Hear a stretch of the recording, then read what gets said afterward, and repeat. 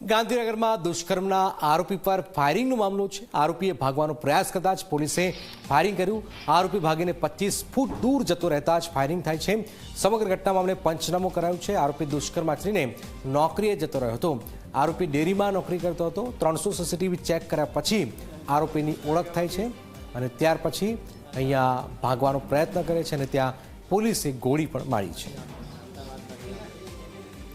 સ્થાનિક લોકોએ આ પોલીસની કામગીરીને બિરદાવી છે। આપ જોઈ રહ્યા છો કે અસામાજિક તત્વો આવા દુષ્કર્મીઓને આ સરકાર સજા મળે, પ્રજામાં પણ આજ આક્રોશ છે।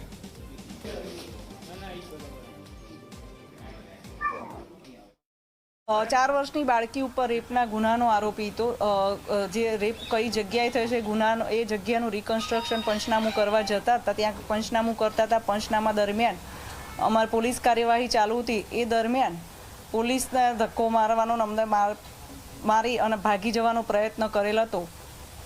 ત્યારબાદ અમે ફાયરિંગ કરેલ હતું। ગાંધીનગરના સેક્ટર 24 વિસ્તારની અંદર થોડા દિવસ અગાઉ બાળકીની સાથે દુષ્કર્મની ઘટના બની હતી।